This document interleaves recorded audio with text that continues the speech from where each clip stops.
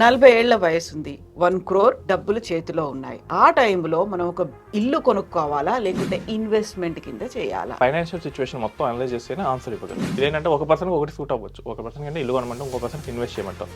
ఇది case to case మారుతుంటుంది. Generalise చేయలేము. జనరలైజ్ పర్టిక్యులర్‌గా ఉండాలి. సో ఇక అందరికీ మనకి చెప్పగానే అకౌంట్‌లో క్యాష్ ఉండగానే మన ఫ్యామిలీ మెంబర్స్ ఇచ్చే సజెషన్ లేదా ఫ్రెండ్స్ ఇచ్చే suggestion by a property.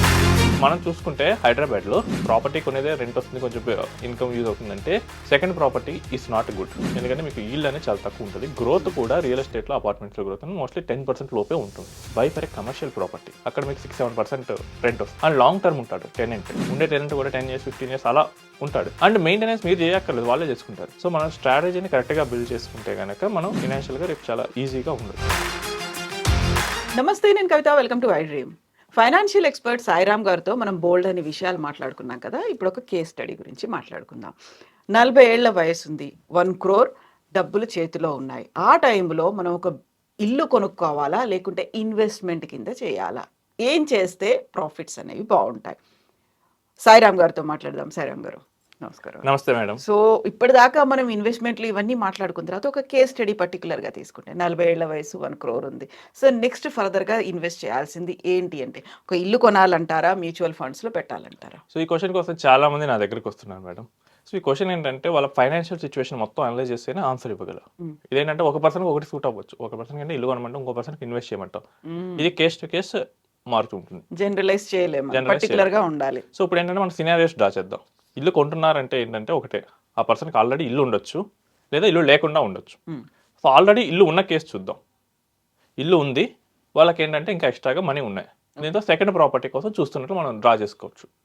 So mostly ఏమవుతుందంటే వాళ్ళకి ఏదైనా ప్రాపర్టీని డిస్పోజ్ చేసి ఉండొచ్చు, ఎక్కడి నుంచో ఇన్కమ్ అయితే జనరేట్ అయి ఉంటుంది. ఆ క్యాష్తో ఏం చేయాలని ఆలోచన. సో ఇక అందరికీ మనకి చెప్పగానే అకౌంట్లో క్యాష్ ఉండగానే మన ఫ్యామిలీ మెంబర్స్ ఇచ్చే సజెషన్ లేదా ఫ్రెండ్స్ ఇచ్చే suggestion by a property. Rent వస్తుంది కదా, మనకి ఎక్స్ట్రా ఇన్కమ్ ఉంటుంది. బట్ మనం చూసుకుంటే హైదరాబాద్లో 1,00,00,000 ప్రాపర్టీ రెంట్ ఎంత వస్తుంది మేడం? 25,000 ఆర్ 30,000. అంటే రెంటల్ ఈల్డ్ ఎంత? 3% ఆడుంది. దీని మీద మళ్ళీ మనం మున్సిపల్ ట్యాక్స్ ఇవన్నీ పే చేయాల్సి వస్తుంది. ఒకవేళ ఆ రెంట్కుండే వ్యక్తి కనుక ఐటీలో చూపించుకుంటా అంటే మళ్ళీ మనం ఇన్కమ్ ట్యాక్స్లో డిక్లేర్ చేయాల్సి వస్తుంది. అప్పుడు దాని మీద మళ్ళీ ట్యాక్స్ కట్టాలి. వెరసి 2% మనకు మిగలొచ్చు. అండ్ దీనికి మీద ఎక్స్ట్రాగా ఈ హౌస్ మెయింటెనెన్స్ ఇవన్నీ మనం చేయించాల్సి రావచ్చు. సో మనకి రెంటల్ ఈల్డ్ ఎంత వస్తుంది దాన్ని మెయిన్గా చూసుకోవాలి. ఓకే. సో మనం ప్రాపర్టీ కొనేదే రెంట్ వస్తుంది, కొంచెం ఇన్కమ్ యూజ్ అవుతుందంటే second property is not good. ఎందుకంటే మీకు ఈల్డ్ అనేది చాలా తక్కువ ఉంటుంది. గ్రోత్ కూడా రియల్ ఎస్టేట్లో అపార్ట్మెంట్స్లో గ్రోత్ అనేది మోస్ట్లీ 10% లోపే ఉంటుంది.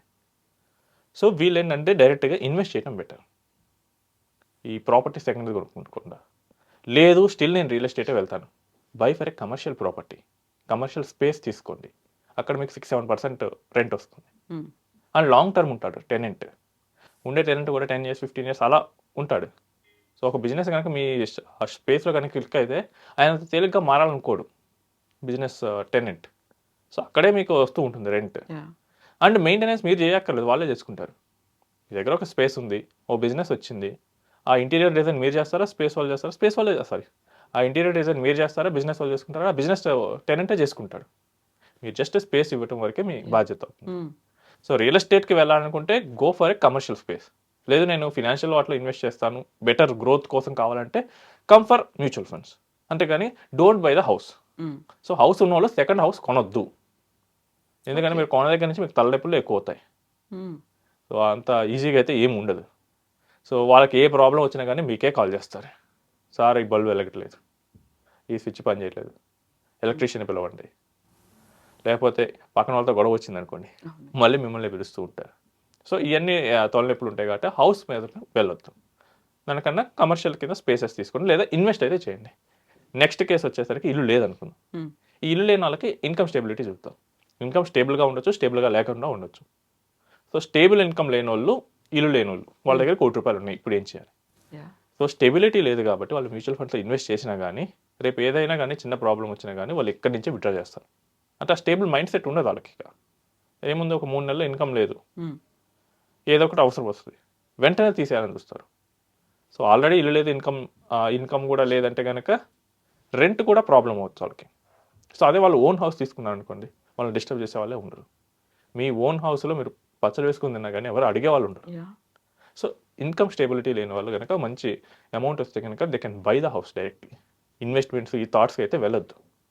ఇన్వెస్ట్మెంట్కి వెళ్ళి అక్కడ మీరు ఎంత చేసినా కానీ స్టెబిలిటీ లేనప్పుడు మీరు లాస్లోనే తీసే అవకాశం చాలా ఎక్కువ ఉంటుంది. దానికన్నా హౌస్ తీసుకోండి. పీస్ ఆఫ్ మైండ్ అనేది మీరు పొందండి. సో మీ ఫ్యామిలీ మెంబర్స్ హ్యాపీగా ఉంటారు. At least we bought a house, ఓ ప్రాపర్టీ కొన్నాం, ఆనందంలో ఉంటారు. ఇన్కమ్ స్టెబిలిటీ లేకపోయినా మీకు చాలా మెంటల్ సాటిస్ఫాక్షన్ అయితే ఇస్తూ ఉంటుంది. వాళ్ళు మీరు ఇన్వెస్ట్మెంట్స్ జోలికి వెళ్ళి నేను ఆ రిటర్న్ తీస్తా ఈ రిటర్న్ తీస్తా అంటే అది కుదిరే పనులు కాదు. మీకు స్టేబుల్ ఇన్కమ్ ఉన్నప్పుడు అది కుదురుతూ ఉంటుంది. నెక్స్ట్ మూడో కేసు స్టేబుల్ ఇన్కమ్ ఉంది. వీళ్ళ కేసు చాలా డిఫరెంట్గా ఉంటుంది. ఈ స్టేబుల్ ఇన్కమ్ ఉన్న వాళ్ళు రెండు చేయొచ్చు. They can invest simultaneously, they can buy the house. So stable income ఉంది అంటే కనుక గవర్నమెంట్ ఎంప్లాయీస్ అయినా ఉండొచ్చు, లేదా మనకి మంచి ప్రైవేట్ సెక్టర్లో మంచి జాబ్ ఉన్న వాళ్ళైనా అవ్వచ్చు.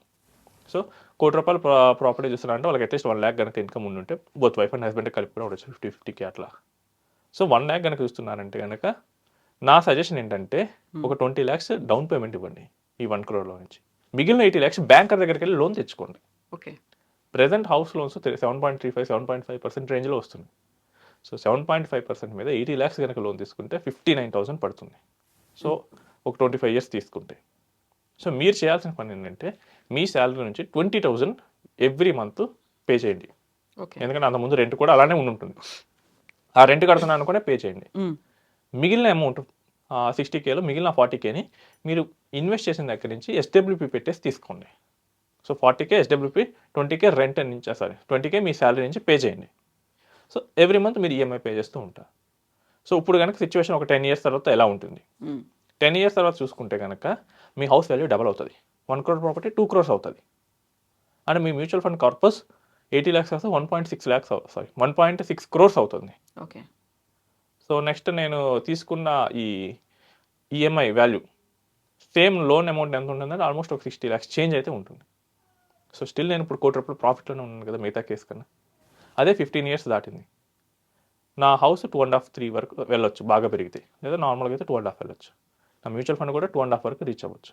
నా లోన్ బ్యాలెన్స్ మాత్రం 50 lakhs అవుతుంది. ఎందుకంటే నేను ఎవ్రీ ఇయర్ కడుతూ ఉంటాను కదా. సో ఇప్పుడు నా దగ్గర ఎక్స్ట్రాగా 2 crores క్యాష్ ఉంటుంది. సో ఇక్కడ నేను తెలివిగా ప్లాన్ చేయడం వల్ల ఏం జరిగిందంటే నా దగ్గర క్యాష్ జనరేటింగ్ అసెట్ మిగిలింది. And I bought the house and I invested at a decent return. So ఈ కేసులో ఉండండి స్టేబుల్ ఇన్కమ్ ఉండి మీ దగ్గర క్యాష్ ఉంటే కనుక directly go for a loan. ఆ ఎక్స్ట్రా అమౌంట్ అయితే డౌన్ పేమెంట్కి ఇవ్వండి. సో అప్పుడు మీరు ఏం చేస్తున్నారు, మీ మనీని ఎక్కువ ఇంట్రెస్ట్ వచ్చే దగ్గర పెడుతున్నారు. Bank loans are getting cheaper 7.5% అలానే వస్తూ ఉంటుంది కాబట్టి నో ప్రాబ్లం. కొంతమంది ఆర్గ్యూ చేయొచ్చు ఇంట్రెస్ట్ రేట్లు కాన్స్టెంట్గా ఉంటాయా పెరగవా అని. మీరు రెంట్ ఏమన్నా కాన్స్టెంట్గా ఉంటుందా? రెంట్ విల్ ఆల్సో ఇంక్రీస్ పెరుగుతుంది. సో ఆ మందం కింద మీరు అడ్జస్ట్ చేసుకోండి. ఇప్పుడు 20 పెట్టారు, నెక్స్ట్ ఇయర్ 21 22 కట్టండి మీ ఓన్ పాకెట్ నుంచి. సో ప్రాబ్లం ఏమి ఉండదు కదా. కాకపోతే ఏముందంటే ఈ స్ట్రాటజీ ఉన్నప్పుడు 10 years తర్వాత ఓన్ హౌస్ ఉంటుంది, అకౌంట్లో మంచి ఫైనాన్షియల్ కింద క్యాష్ కూడా ఉంటుంది. So getting 1 crore cash is very much important. మీకు 1 crore ప్రాపర్టీ ఉంటే వచ్చేంత ఫైనాన్షియల్ ఫ్రీడమ్ 1 crore మ్యూచువల్ ఫండ్స్లో ఉన్నా కానీ 1 crore గోల్డ్లో ఉంటే కనుక చాలా ఎక్కువ. సో ఆ level of confidence is very different. So దానికోసం మీరు ట్రై చేయాలి. ఫినాన్షియల్ ఇండిపెండెంట్ కూడా అవ్వచ్చు కరెక్ట్గా ప్లాన్ చేసుకుంటూ వెళ్తే కనుక. సో ఇక్కడ ఏంటంటే మనకి ఉన్న సిచ్యువేషన్ తగ్గట్టు ఆయనకున్న ఏంటి సినారియోస్ వీటి బట్టి మనకి స్ట్రాటజీస్ చేయాల్సి వస్తుంది. అండ్ మ్యూచువల్ ఫండే కాదు మిగతా ఏదైనా చేయొచ్చు. సో నేను 2021 అనుకుంటా మేడం. సో సేమ్ ఇదే కేసు వచ్చింది. బట్ ఇన్వెస్టర్ ఏంటంటే కొంచెం భయపడే మనస్తత్వం కలిగిన వాళ్ళు. సో అప్పుడు ఏంటంటే పర్సన్కి ఏంటంటే హెవీ శాలరీ ఉంది. సో ఆ రోజుల్లో హోమ్ లోన్స్ ఏంటంటే 6% చేంజ్కే వచ్చాయి. సో మేమేం చెప్పామంటే సగమేమో మీరు తీసుకెళ్ళి ప్రావిడెంట్ ఫండ్స్లో ఇన్వెస్ట్ చేసుకోండి. ఆయనకి హెవీ శాలరీ వస్తుంది కాబట్టి మొత్తం వాలంటరీ ప్రావిడెంట్ ఫండ్ పెట్టేసి మొత్తం శాలరీని ఆ ఇయర్ ప్రావిడెంట్ ఫండ్స్లోకి వేసుకున్నాం. అది 8% వర్కౌట్ అవుతుంది. హీస్ పేయింగ్ జస్ట్ 6% కదా. ఆ డిఫరెంట్ 2% గెయినే కదా. మిగతా సగం కొంచెం కన్జర్వేటివ్ ఫండ్స్లో పెట్టుకోమని చెప్తాం. So now he's very much happy. So ఎందుకంటే ఆయనకి గెయిన్ కనిపిస్తుంది 5 years తర్వాత. సో మనం స్ట్రాటజీని కరెక్ట్గా బిల్డ్ చేసుకుంటే కనుక మనం ఫినాన్షియల్గా రేపు చాలా ఈజీగా ఉండొచ్చు, మనం మంచి గెయిన్స్ సంపాదించు. అట్లా కాదు నేను బ్లైండ్గా వెళ్తానంటే ఈ కేసులో ఇన్కమ్ ఉంది, స్టేబుల్ ఇన్కమ్ ఉంది, క్యాష్ ఉంది. సో ఆయన పోయి డైరెక్ట్గా 1 crore పెట్టి తీసుకుంటే 15 years తర్వాత ఏముంటుంది, he will only have the home property, you don't have any cash. So మనకు ఉన్న సిచ్యువేషన్ బట్టి మనం అసెస్ చేసుకొని తీసుకోవాలి. ఇప్పటిదాకా మనం మాట్లాడుకుందంతా 40 ఇయర్స్ ఉన్న వాళ్ళకి అంత జనరలైజ్ చేయలేం కాబట్టి మళ్ళీ ఒకవేళ ముందు తీసుకోవాలనుకున్న తర్వాత తీసుకోవాలనుకున్నా మళ్ళీ అన్ని కండిషన్స్ మారిపోతుంటాయి. Yes madam. మనకి ఒకవేళ 30స్లో ఉన్న వాళ్ళు తీసుకుందాం అనుకోండి, Hmm. వాళ్ళకి ఏంటంటే మైండ్ సెట్ ఈజీగా చేంజ్ అవ్వచ్చు. అవును.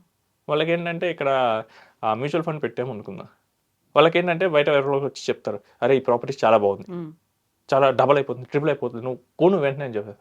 వాళ్ళకి ఏంటంటే స్టెబిలిటీ ఉండదు కాబట్టి వెంటనే తీసేసే అవకాశం ఉంటుంది. Hmm. అది తీసేసిన మరుక్షణం మన ప్లాన్ డిస్టర్బ్ అవ్వచ్చు. అవును. ఇక్కడ ఏంటంటే ఆ mature mind set is very much important. Hmm. So మళ్ళీ మరి 50స్కి వచ్చేసరికి వాళ్ళకి ఏంటంటే కట్టే అంత టెన్యూర్ ఉండదు. మనం 40స్లో తీసుకున్నప్పుడు మనం 20-25 ఇయర్స్ లోన్ తీసుకోవచ్చు, 50స్లో ఉంటే 15 ఇయర్స్ మ్యాక్సిమం ఇవ్వచ్చు. Exactly. సో ఏజ్ కూడా వెరీ మచ్ ఇంపార్టెంట్ అండ్ ఆ మైండ్ సెట్ కూడా very much important. Hmm. So ఇది నేను 25 ఇయర్స్ వాళ్ళకి అప్లై చేస్తా అంటే మళ్ళీ ప్రాబ్లం అవుతుంది. Exactly. Yes అండి. right. Thank you so much Sairam గారు. Yeah. Thank you. And for more videos, Please subscribe to iDream. Please subscribe to iDream. Please subscribe iDream. And please subscribe to iDream. For more videos, subscribe to iDream. please like, share, and subscribe to the channel. Congratulations, iDream. subscribe to iDream. Subscribe to iDream.